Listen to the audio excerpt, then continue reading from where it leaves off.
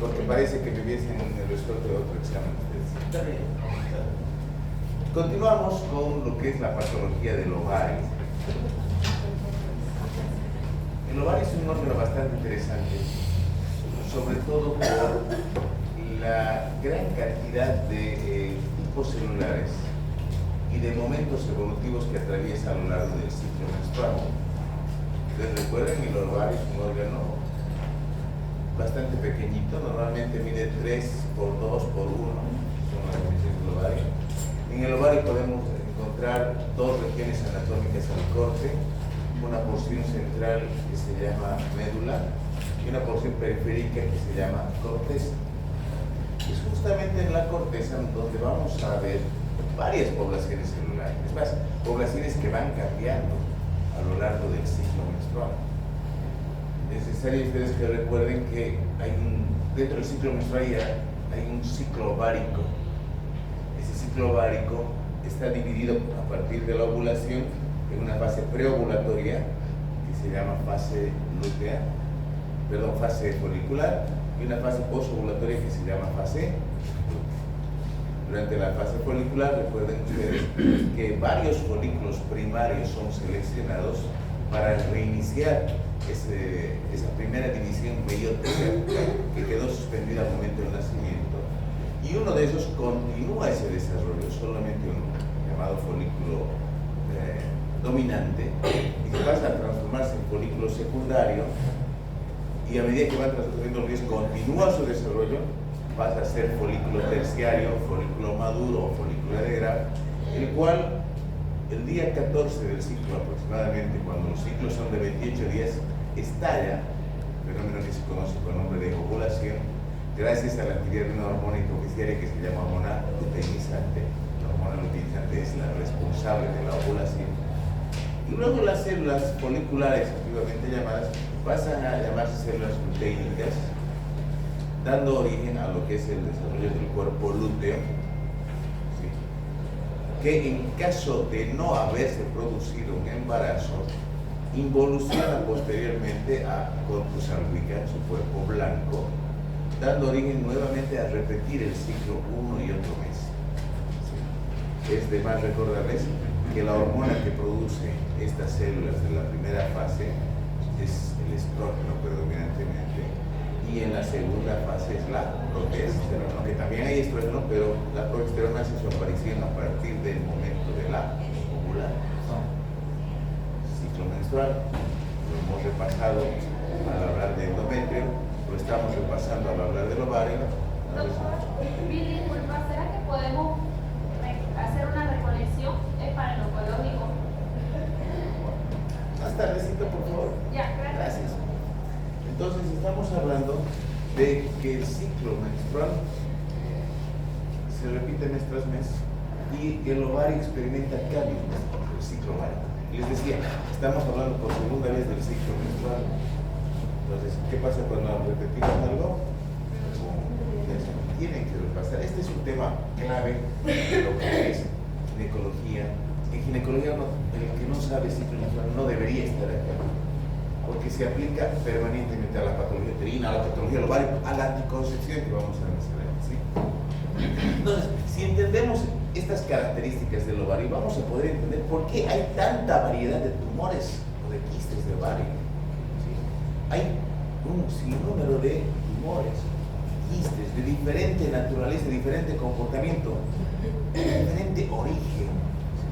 El más común, de repente, ustedes han escuchado hablar del síndrome del ovario poliquístico, o van a escuchar hablar de quistes foliculares o quistes luteínicos, o de repente van a preguntarse por qué en el ovario aparecen tumores que reproducen tejidos de otras partes del cuerpo humano.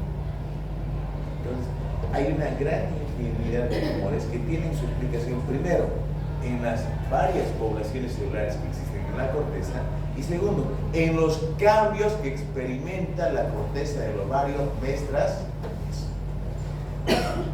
Es un poquito complejo tratar de hacer una clasificación de los tumores en quistes de ovario. Quizá la más simple es esta, aunque está incompleta, es esta. Habla de tumores funcionales relacionados al ciclo, justamente. Hay quistes o tumores foliculares y quistes del cuerpo lúteo, haciendo mención a las dos fases que hay en el ciclo ovárico. Pero también se pueden clasificar los tumores de origen benigno y de origen maligno. ¿Pero en función a qué? En función al origen. Si son tumores que derivan de distintas poblaciones celulares. Por eso esta clasificación, esta segunda parte, la vamos a subdividir más adelante, ¿sí? Hablemos del primer caso, los quistes funcionales. El quiste folicular es quizá uno de los más frecuentes. Es un quiste que tiene una explicación bien sencilla, que se produce como consecuencia de la falta de ruptura de un folículo maduro. Es decir, no se produce ese estallido que normalmente debe producirse a nivel del folículo de grado. Entonces, si hace quístico, no se rompe, hay engrosamiento de la periférica de la cápsula. Normalmente suelen ser uniloculares, es decir, tienen una sola cavidad. A veces el contenido es hemorrágico, la mayor parte de las veces es de contenido claro, y llegan a medir entre 4 y 6 centímetros de diámetro, el tamaño. Pueden aparecer a cualquier edad y normalmente no dan síntomas, a no ser que presenten una complicación que vamos a ver en casi todos los quistes puede existir, que se produzca su ruptura, lo que nos daría origen a un cuadro de una hemorragia interna abdominal, o a la torsión, como son tumores que dependen de un pedículo, pueden torsionarse, girar sobre su propio eje y generar un fenómeno de sufrimiento tisular por compromiso vascular, y nos da también cuadro de dolor y una. Después suelen ser asintomáticos y son un hallazgo, muchas veces, de un estudio ecográfico que se realiza con ultrasonido. En realidad lo que hay que hacer es valorar, inspectarlos, y de acuerdo a la clínica, de acuerdo incluso al tamaño, se decide una conducta. Cuando los quistecitos miden menos de 4 centímetros, se los inspecta. Cuando miden más de 6, se recomienda la cirugía. Y entre 4 y 6 se va a ver cómo evoluciona. Son diferentes los quistes de cuerpo lúteo. Aquí, estos van a aparecer después de que se ha producido la ovulación. Suelen tener un tamaño discretamente mayor, suelen ser un poquito más grandes, ¿sí? Y los síntomas son similares. Son asintomáticos o aparecen manifestaciones por torsión o por hemorragia, ¿sí? Aquí hay secreción hormonal, ¿sí? ¿Cierto? Hay secreción de estrógenos, progesterona o a veces de progesterona. Muchas veces estos quistes del cuerpo lúteo han sido confundidos con embarazos ectópicos. Y muchas veces embarazos ectópicos han sido confundidos con estos quistes del cuerpo lúteo. Hay que tener mucho cuidado, mucha precaución cuando manejamos el tema del embarazo ectópico. Creemos que toda masa que causa dolor en alguno de los anexos es embarazo ectópico. Y sí, deberíamos pensar así, pero no definir categóricamente eso en ectópico. A veces, pues entramos a cirugía de ectópico con pruebas de embarazo negativas. Y sí puede pasar, embarazos ectópicos que cursan con test negativo, test de embarazo negativo. A veces entramos con pruebas de embarazo positivas, no es ectópico, es un quiste folicular que de repente se ha complicado y todo eso, y el embarazo es intrauterino. Por eso la prueba es no está positiva, es el embarazo intrauterino. Y cuando el ginecólogo saca la pieza, que el cirujano saca la pieza, debería revisarla, porque a veces dicen es un embarazo ovárico. Ustedes saben, el ovárico es raro de encontrar, el más común es el tuvárico. Se quedan tranquilos y después de un cierto tiempo la paciente comienza con sangrado, con manifestaciones clínicas de un aborto. ¿Por qué? Porque la extirpación de un cuerpo amarillo de embarazo significa aborto que se va a producir en los días siguientes por deficiencia de esto. Entonces, si nos damos cuenta que no es ectópico, que es un quiste de cuerpo lúteo de un cuerpo lúteo gravídico, pues lo que corresponde es hacer seguimiento al desarrollo intrauterino y de repente reponer la hormona que está produciendo este cuerpo lúteo gravídico. ¿Cuál es? ¿Qué es? Testosterona. Y salvamos a la progesterona. ¿Hasta cuándo le vamos a dar progesterona? Hasta el tercer mes. ¿Por qué solamente hasta el tercer mes? Porque después del tercer mes el cuerpo lúteo gravídico es reemplazado por otro órgano endocrino que se llama placenta. Bien por el obstetricia, muy bien. Aquí tienen entonces un quiste folicular, ¿cierto? Podemos encontrarnos con quistes del cuerpo. Bien. Un tema que también es funcional, pero lo han desarrollado ya con la debida profundidad en gineco, no es el famoso síndrome del ovario poliquístico. Este es un tema de gineco porque está relacionado con las menorragias y ahí se estudia hemorragia normal. Pero no está de más recordarles que ocasionalmente, con relativa frecuencia, tema de frecuencias, se puede encontrar mujeres que tienen un estado de anovulación crónica.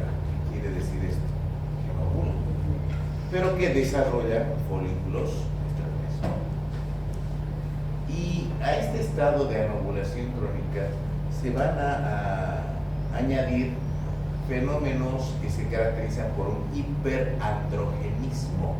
¿Qué quiere decir eso? Un exceso de andrógenos. Estas mujeres no tienen progesterona, sino tienen andrógenos. ¿De dónde aparecen estos andrógenos? Aparecen por la conversión periférica, ya hemos hablado de la conversión periférica, de estrógenos que producen permanentemente esta mujer y se transforman en andrógenos. Entonces, clínicamente, además de que no puede embarazarse porque tiene anovulación crónica, esta mujer tiene manifestaciones de andrógenos, de virilización. Pues aparece vello donde no debería tener, entonces se llama hirsutismo, aparece acné, seborrea, alopecia, manifestaciones de androgenismo. Y una buena parte de estas mujeres desarrollan además un síndrome metabólico. Ya es mitad, ya es inmedia, no les voy a poner atrasos, si es muy sinvergüenza. Desarrollan un síndrome metabólico que tiene que ver con un estado de insulinemia.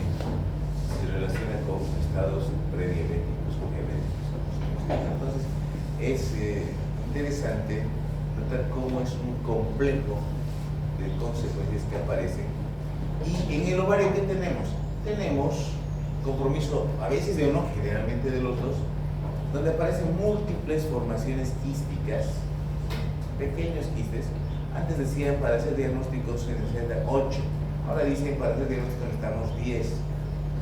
Por dos quistes. Pero cuando hay varios folículos, clasificamos síndrome de ovario poliquístico. Cuando además encontramos manifestaciones de androgenismo, encontramos manifestaciones que están relacionadas también con trastornos del ciclo menstrual. Hemos visto, al hablar de endometrio, ¿se acuerdan? Estas mujeres, como no ovulan, no producen progesterona, el endometrio está permanentemente en fase proliferativa y tienden a presentar retrasos menstruales y luego sangrados uterinos. Ese es un recuerdo de lo que teníamos en gineco y algo de lo que hemos mencionado en el tema de endometrio. Bien. Ahora, ¿qué pasa con el resto de los tumores? El resto de los tumores viene a ser la segunda parte de la clasificación. Hemos hablado de los funcionales. Y estos son los otros tumores no funcionales que tienen que ver con el origen, de dónde derivan. Derivan del epitelio, derivan de las células germinales, derivan del estroma de los cordones sexuales, o son tumores metastásicos que, vamos a ver, también pueden aparecer en el ovario. Entonces, es importante definir de dónde viene. Y esta es una situación que tienen que saber. Hay infinidad de tumores. Y dentro de cada categoría tenemos distintos tipos de tumores. Vamos a ir mencionando algunos. Del epitelio, del estroma, de las células germinales, de los cordones sexuales y los metastásicos. Nuevamente, acá tenemos varios tipos celulares. Las células que conforman el propio epitelio del ovario, en la corteza, ¿qué tenemos acá al centro? ¿Qué es esta estructura que estamos viendo acá?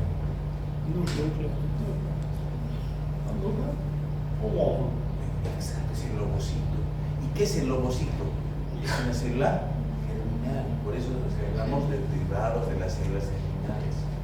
Y cuando vayamos a ver esos tumores células germinales, no se sorprenda de que encontremos distintos tipos de tejidos que derivan de esa célula germinal. Es una célula totipotencial, acuérdense, capaz de originar distintas poblaciones celulares.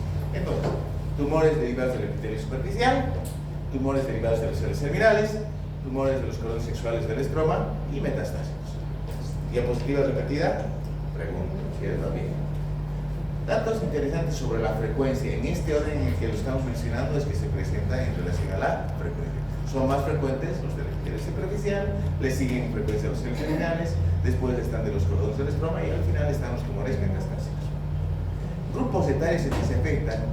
Dato interesante, observen que los tumores de las células germinales aparecen en mujeres jóvenes sobre todo. El resto puede aparecer después de 20 años, todas las edades, esto es mayor.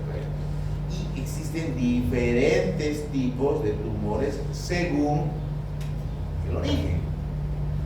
Tenemos tumores de contenido seroso, de contenido mucoso, de contenido endometrioide y vamos a ir. Hablemos de los tumores derivados del epitelio superficial.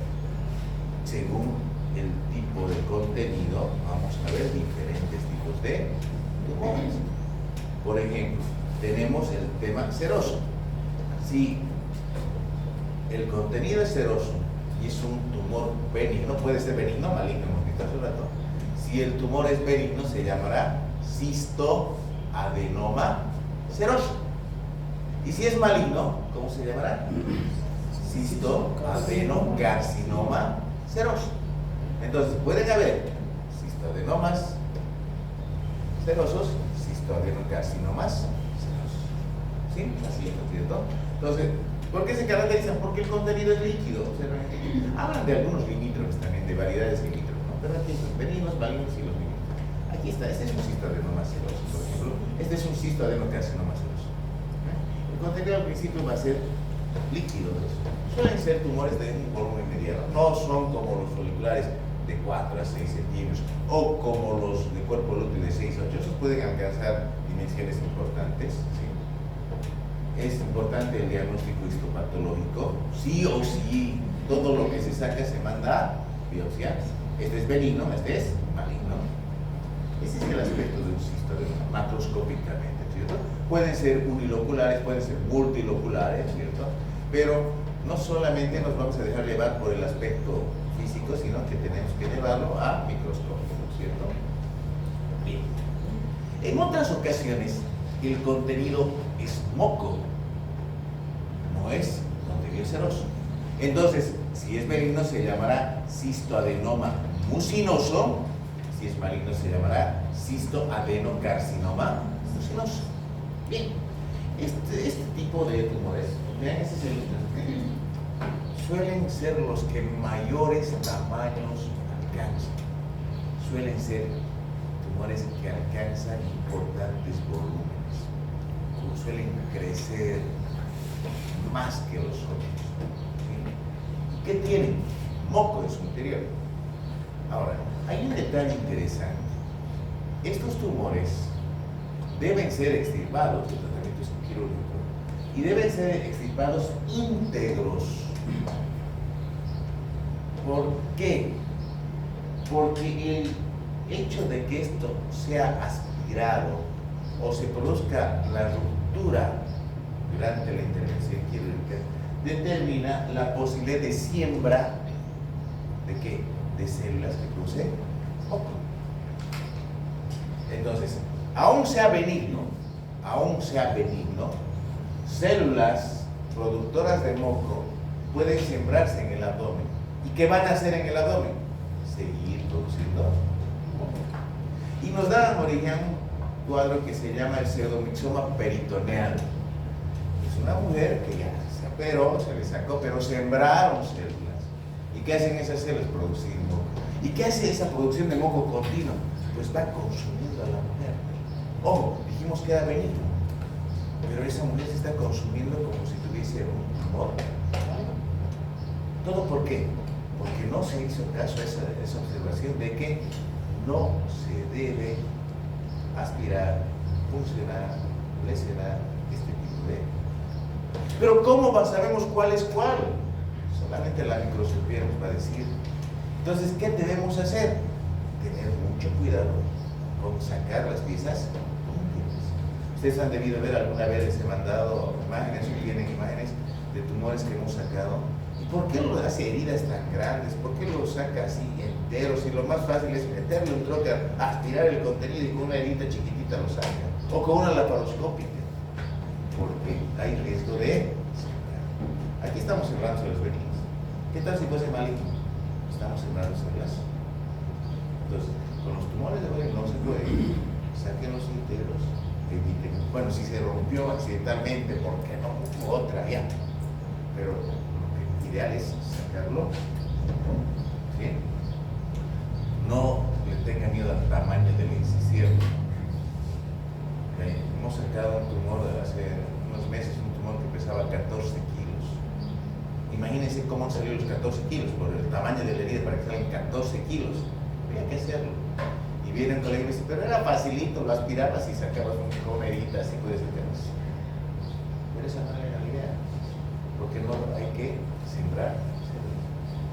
Siendo benignos, imagínense si fuese maligno. Entonces hay que tener mucho cuidado, ¿sí?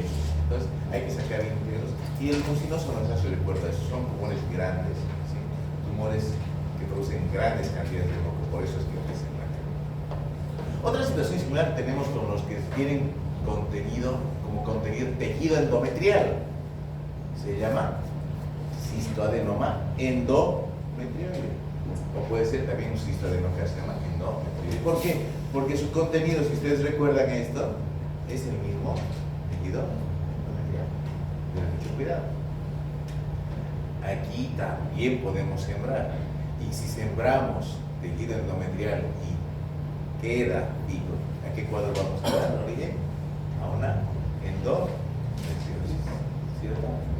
Endometriosis. ¿Y qué causa la endometriosis? Dolores intensos cada mes. ¿Por qué? Porque es tejido funcional. Estos cuando sangran suelen tener sangrados igual que el ciclo menstrual, suelen tener un contenido chocolatado. Algunos le llaman vulgarmente los quistes de chocolate. ¿Por qué? Porque es sangre, la sangre que se va acumulando, ¿cierto? Bien. Aquí está el endometrio. Ahora, estos son más raros. Ustedes han escuchado hablar de tumores de células claras en pulmón, intestino, también en el ovario, son raritos, pero pueden aparecer los tumores de células claras en el ovario, ¿cierto? Este es otro interesante. Este tumor reproduce el urotelio. Ustedes se acuerdan que en el urotelio es un epitelio plano, certificado, no queratinizado, pero sus células más superficiales se caracterizan por ser voluminosas, ¿no es cierto? Para que se pueda defender la vejiga, la vía urinaria, las células no son aplanadas, más bien son redondas, ¿no es cierto? Ese se llama urotelio. Pues en el tumor de Brenner hay ese epitelio transicional, ¿no es cierto? El mismo epitelio de la vejiga, pero en el ovario. Lo interesante es el aspecto macroscópico. Varias veces, no una, sino varias veces he visto en colegios a los cirujanos. El cirujano tiene un problema. El cirujano cree que por su título, por la especialidad que tiene, puede operar todo. Y si lo ven operando cráneo, porque soy cirujano, dice. Lo ven operando tiroides, es cirujano. Lo ven operando cesáreas, es cirujano. Gente bien cercana a Carlos Andrés estaba haciendo cesáreas porque son cirujanos. Bueno, ese es un problema. Y varias veces se han metido a tumores de ovario. Pero cuando ven uno de estos, este aspecto, se les asusta, ¿no? Ven, te necesito, ¿qué quieres? Ah, histerectomía. ¿Qué le voy a hacer a histerectomía? Es que posiblemente sea cáncer. Te metiste. Es que yo estaba operando vesícula y luego me bajé a... Pasa. Los que van a ser cirujanos, por favor, respeten. Carcinoma peritoneal, bueno, los mismos que en peritoneal, no hay mayor diferencia. Entonces, ¿cuál es la clínica en general? Al principio estos tumores suelen ser asintomáticos y suelen ser motivo de hallazgo casual en un estudio ecográfico de retina, ¿no es cierto? Pero cuando ya da en clínica, ¿por qué se caracterizan? Por un dolor mal definido, un dolor ubicado en el abdomen inferior, ¿cierto? Un dolor en el abdomen inferior. Puede haber compromiso de la vía urinaria, puede haber compromiso de la vía intestinal, de acuerdo a los fenómenos compresivos que generen. Cuando se trata de versiones malignas, pues van a también dar alteración del estado general, astenia, anorexia dinámica, que se consume, ¿cierto? Y tienden a ser invasivos, tienden a dar metástasis a hígado, pulmones y tracto gastrointestinal. Cuando hablamos de la posibilidad de que sean malignos, vamos a hablar de cáncer de ovario enseguida, es importante valorar la presencia de marcadores tumorales, aunque no es una garantía, pero el tema de tener un marcador tumoral nos está hablando de pautas, ¿cierto? El 80% de los tumores malignos de ovario de origen epitelial tienen CA125 alto. Pero ¿qué pasa con el 20%? Hay cáncer de ovario con CA125 normal en aproximadamente 20% de los. O sea, no es garantía, no, mi CA125 me salió normal, es garantía. En el 80% de los casos sí va a estar alto, pero el 20% que no. Y hay peor, hay pacientes que tienen CA125 elevado, que tienen cáncer de ovario, ¿sí? El segundo grupo de tumores, vamos a hablar de cáncer de ovario. El segundo grupo de tumores es el de las células germinales, ¿sí? 15 a 20% de los tumores. El más frecuente de este es el teratoma quístico benigno, vamos a ver que hay varios tipos. Este es el que aparece en niñas y en adolescentes también puede aparecer. ¿Por qué? ¿De dónde deriva de esas células germinales con las que la niña nace y que están presentes en la superficie del ovario dentro de los llamados folículos primordiales? Ya en la adolescencia se llaman folículos primarios, secundarios. El más agresivo, de repente, es el disgerminoma. Este siempre es maligno, que se llama disgerminoma es maligno. Y dentro de los más frecuentes están los teratomas, que es el más agresivo, este es el más frecuente. Los disgerminomas, que tienen dos variedades. Ustedes van a escuchar de teratomas inmaduros y teratomas maduros. ¿A qué se refiere esto de maduro y de inmaduro? A que en su interior estos tumores tienen tejidos de distinta naturaleza. En ellos podemos encontrar cartílago, hueso, diente, pelos, glándulas sebáceas. Y cuando estos tejidos están bien diferenciados, son maduros. Cuando estos tejidos reproducen las formas embriológicas, se llaman inmaduros. Esa es la diferencia. En el maduro podemos reconocer la uña macroscópicamente. Y en el inmaduro encontramos, pues, tipos de uña en formas embrionales. Bien, vamos viendo.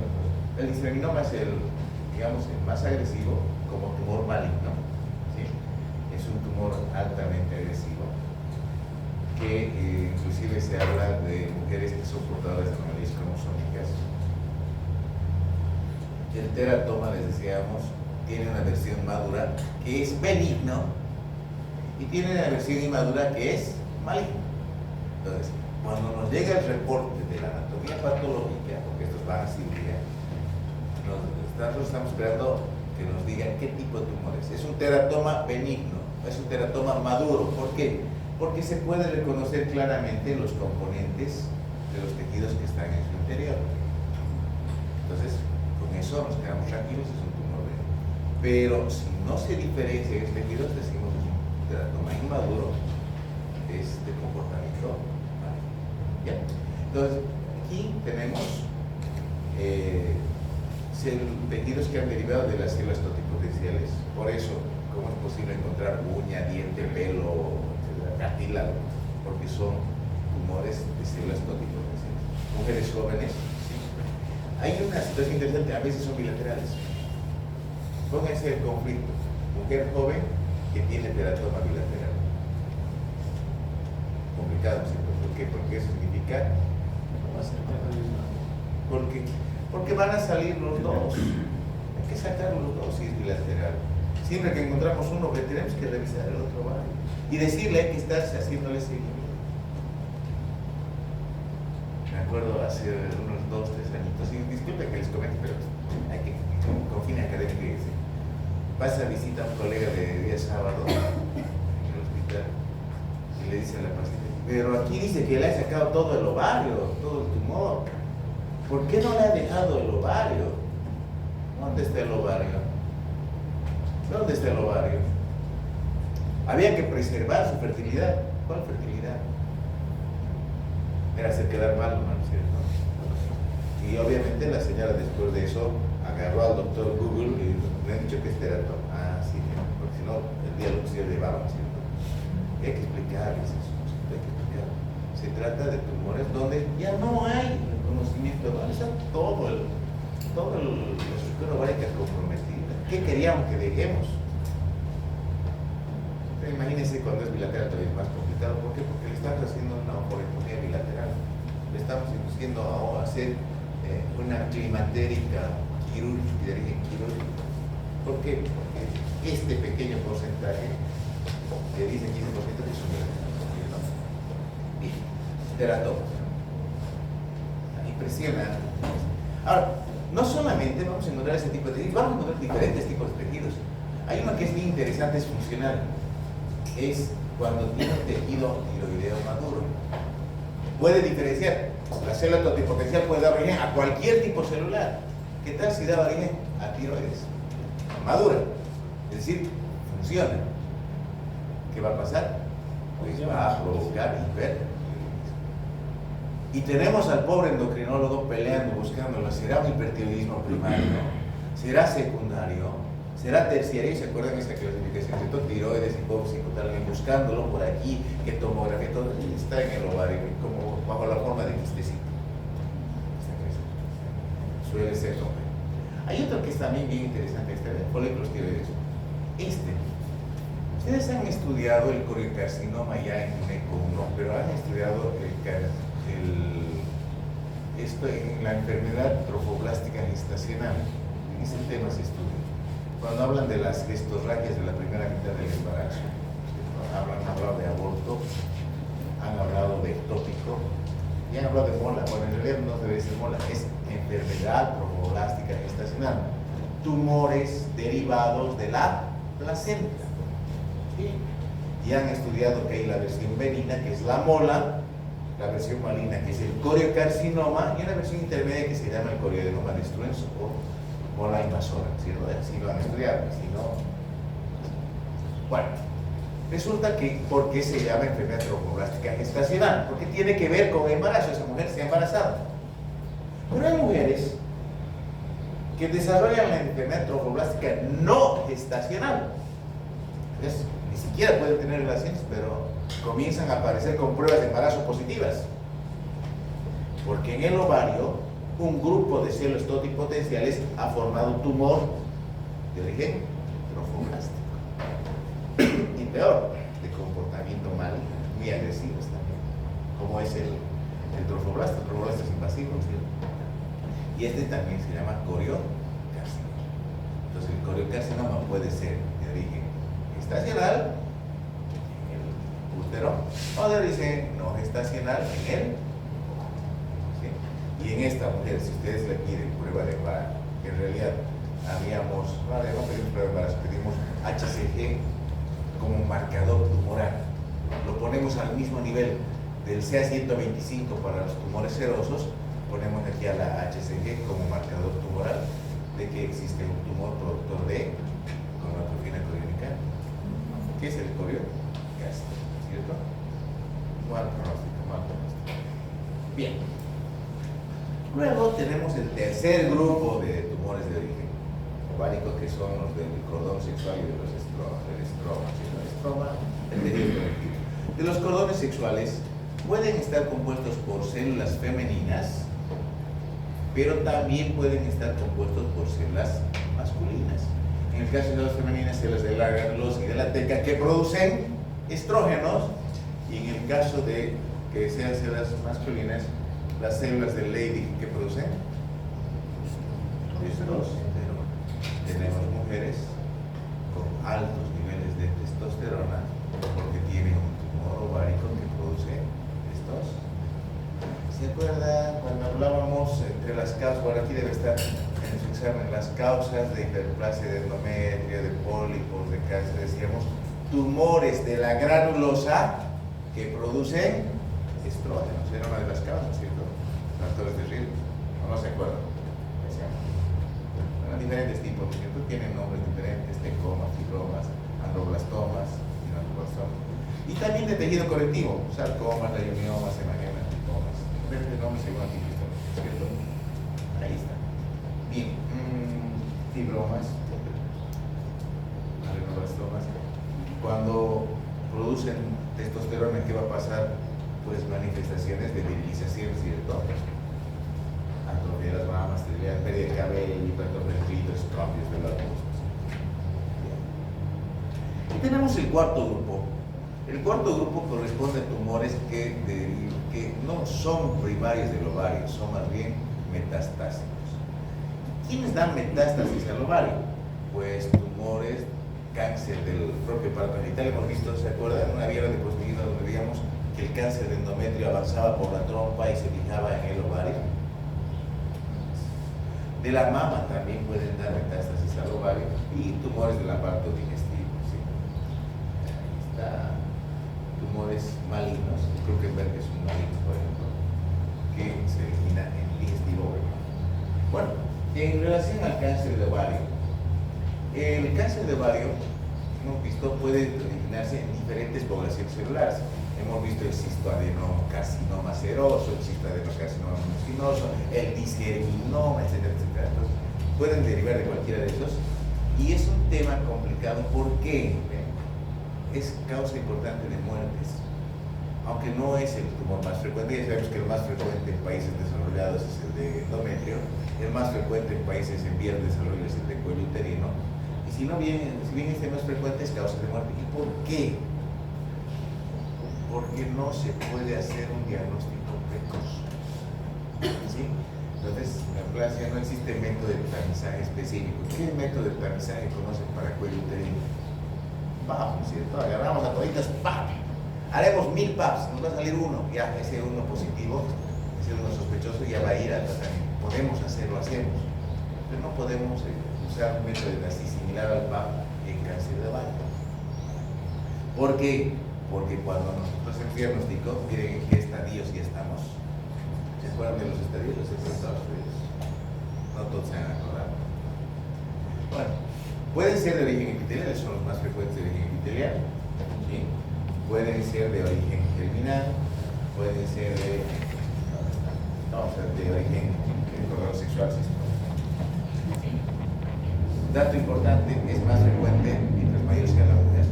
Esto no quiere decir que mujeres jóvenes no puedan tener tumores malignos de ovario. Hemos visto que el teratoma inmaduro es de mujeres jóvenes, ¿cierto? Importante el tema familiar. Hay una predisposición genética por mutación de ciertos genes que predispone a que la mujer desarrolle esta variedad de tumores malignos de ovario. ¿Sí? Disminuye con la multiparidad. ¿Se acuerdan la paridad que tenía que ver en endometrio? Que también estamos viendo. El uso de contraceptivos se ha visto que podría disminuir el riesgo de cáncer de ovario, así como, y estos son datos interesantes, las mujeres histerectomizadas o las que han tenido ligadura tienen menor riesgo de desarrollar cáncer de mama. El motivo, tema de investigación para los que no tienen trabajo, es un caso interesante. Tratamientos que estimulan la ovulación. Mujeres que por problemas de deseo de embarazo, por problemas de esterilidad, de infertilidad, acuden a inductores de la ovulación. ¿Qué son esos inductores? Estimulantes de la función del ovario. Podrían desarrollar cáncer de ovario. Entonces acá tenemos factores protectores, acá tenemos factores de riesgo, ¿cierto? El tema de edad, el tema de historia familiar, y se habla de las mutaciones de genes, que también los vamos a estudiar cuando mencionamos cáncer de mama, ¿cierto?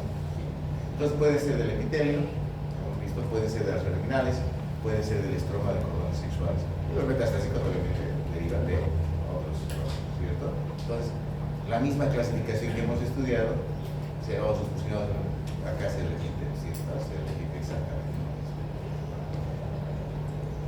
Ahora, ¿Cómo hacemos ¿en qué basamos el diagnóstico? Primero, el examen clínico, ¿cierto? En el examen clínico, ¿qué vamos a encontrar? Masa anexial. Esto es complicado cuando la mujer tiene un buen abdomen, un buen panículo adiposo. Si la mujer es delgadita, es posible que nosotros podamos hacer un buen tacto bimanual y encontrar masa anexial. Pero ¿qué pasa si la mujer es pródiga? No es posible, ¿no? Es bien complicado hacer el tacto bimanual, ¿cierto?